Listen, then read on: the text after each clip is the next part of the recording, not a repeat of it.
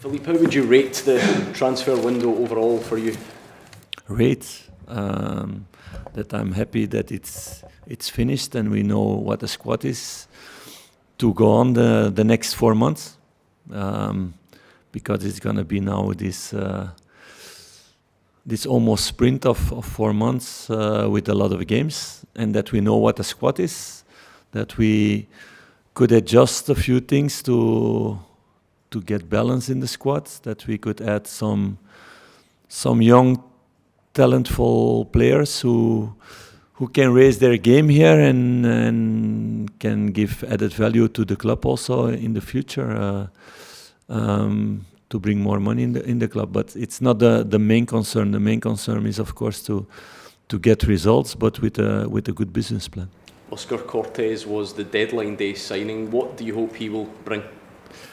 Yeah, he's somebody with a lot of talent. He's still young. He had his first experience in Europe, in Lens. Was not the easiest one. I know Lens also, so there's a lot of competition there. Also a different playing style than he was used to, because he's more a winger and they played a system without wingers. So that was for sure for a new player not an easy thing to cope with, to do it in another position and doing other things than you're used to doing. I think he's somebody with a lot of quality, with a big future if he makes the good steps and he learns the right things. I have a really good experience with Colombian guys until now. So I had in the past Carlos Baca and José Izquierdo in Bruges when I was assistant, who did a really good job there and made big transfers afterwards to Premier League or to Serie A or to La Liga. I had John Lukumi in Genk, also as a young player. I think John was 18 when he came, 18 or 19, as centre back, and he made also the right steps, because all of the three worked hard. The thing is, with them also, it's a culture shock. So you need to take that in account, and every individual is different in that way. Needs more time. Some need more time. Some are fast adapted. Izquierdo, it went fast. With Baca, who was maybe then in career the best of the three. Jose had a little bit bad luck with a big injury. Carlos, I remember it was Christophe Daum who was coach at that moment in Bruges. After 2 months of Baca in Bruges, he went to the scouting team and he smashed them, that this player was so poor and so bad that he could not imagine why this guy was bought. But 4 months later, he was the best player in the team, and 1 year later, he became top scorer. So he needed time to adapt. So I will be really curious with Oscar how fast his adaptation goes towards everything in Europe, and it's our job as a club, my job, my staff, everybody around to help those players to adapt fast. So we're going to put a lot of attention to that next to the things on the field. There was a lot of no questions anymore. There was a lot of speculation about the striker position. Was that something you wanted? Did you want to add another one, or how do you feel about the option?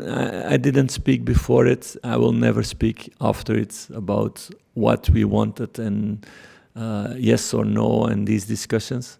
So everybody worked really hard in the building.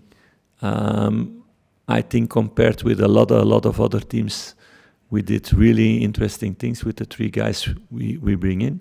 There was a lot of competition for them also. So I'm happy with the squad that is here now.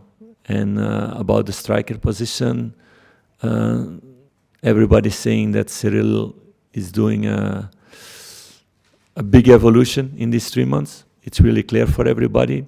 Fabio showed already also good things. He's still adapting to the team and the way of playing. That's normal. Kemar is also still in the building. He's not top fit now, but I expect him to be fit next X time, but that he will be fit this season. Danny, we will see if he will be back at the end of the season maybe or not. We're gonna not risk anything with him about 1-2 weeks in a season or even 3 weeks. So we will see at the end, but he will be in the building also next season, and he showed also promising things. So those are also things to take in account. And we have with Zack Lovelace also somebody who was out injured. I didn't see him yet live with me, but I saw him before, and he's also somebody with a bright future. So you can have maybe 6-7 strikers, but you cannot put them all. So that's also things to take in account. How close is Zack? No Lovelace? fights, please.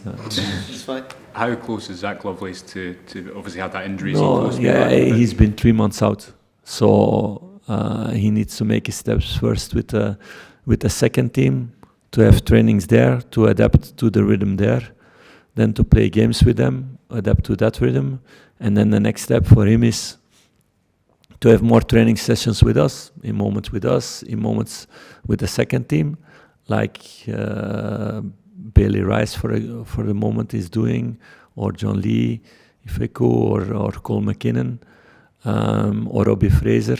So to adapt and to make steps like that. So that's the next step for Zack to make. Do you expect Jose Cifuentes to leave the club, Philippe? I don't know. There's interest for him.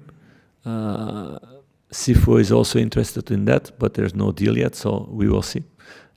He's somebody with a terrific mentality, and we know if he doesn't make the step that we can count on him, so we will see. I just want to ask you as well, with the transfer window shutting, you know your squad for the rest of the season, but you have to name the European squad in the coming days. Do you know when that is, and have you had any discussions with some players? Because I think you can only make 3 changes from the first half of the season. Yes, I had discussions with the players about that this afternoon, because I'm not happy with the rule. But the rule is the rule, of course, for all the teams, and I understand also the idea behind it. I was not really totally aligned with how the European list was started beginning of the season, but it was also what it is, so I can only make 3 changes now. So that will create that a few players that I wanted on the list cannot be on the list. That will be a reality. Just in terms of the list, is there any chance that you will put some of the players that are injured on it, with the chance that you go deep into the competition they can come back, or will you be thinking more short term, the games coming in March? I will think both, but it's not much to think about if you only have 3 positions to change. So if you guys think a little bit logical, you will see the logic. Philippe, you talked about the balance of the squad. What makes you happy with the balance now at the end of the transfer window? What you're particularly happy with? Yeah, we see more and more players fit, and there's a fight for every position. So that's what you want as a manager. Give you headaches also in moments to make choices. But we know we have also a lot of games. The next 6 weeks until the next international window, when the national teams play, we will have 5 weeks out of the 6, 3 games a week. So it's going to be again a really, really intense period where I need rotation. So I'm going to do that rotation. So I need to make everybody ready for that. I need to give minutes for that. And that's going to be the case also tomorrow. To get players on the pitch again who came out of injury, because that's still the story that lies maybe in the minds of a lot of people behind us, but in a way it's still there because these players don't have game rhythm, so I need to give them game rhythm to build it again next to the training, so we're still busy with that. And the games that you're talking about, a lot of them are at home, your next 4 at home, maybe 5 at the next 6 or whatever. Do you see that as a real opportunity? You've had plenty of momentum. No, but I don't see home games as an opportunity because I want to win them all. Let's be very clear about that. So I want to win the away games also, all of them. So no, but it's nice to play at Ibrox. It's mythical. It gives me goosebumps every time I step into that office. So in that way, I love it, but I want to go also to St. Mirren to win games. That's the only thing what it goes about is to win the games and try to win all of them. So no, in that way, no difference. Difference maybe that the pitch will be better, that helps for the football we want to play. But the rest is to keep on pushing with all the team and every 3 days to be there with all the squad, and for me to puzzle every time to get every player who is on the field that is 100% and he can go 100% full every second that he's on the pitch. That's going to be important the next 6 weeks again. Philippe, how long did you say Kamara Ruth was out for? No, I don't know yet. But I expect him to be back somewhere in this season. Going back to the transfer window, did you have an offer for Jack Butland? Nobody called me. But they don't call me about those things. It's not important offers for this player or that player.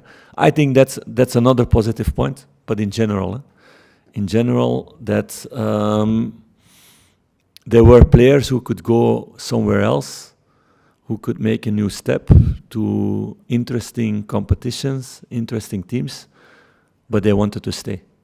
So I think it's also a big evolution. For sure, 3 months ago, they wanted to leave. So they all feel that they are in a good story and they can do something special together this season. So in that way, I'm really happy about this January period also, because sometimes you lose suddenly players, or there are players knocking on your door that they really want to go, and they use every emotional reason why they want to go.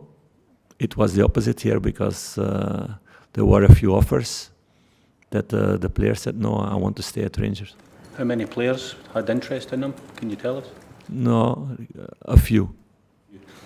Are the 2 new signings available for selection for tomorrow, Philippe? Yeah, on paper, yes, but we need to look also what they did until now.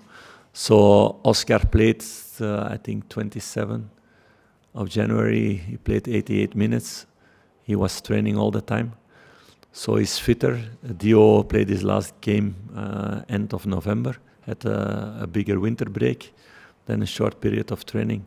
So with Dio, we're going to first work a bit to bring him in the good conditions on the pitch, because we know also everybody has big expectation of new players. So we need to put them also on the field when they're ready.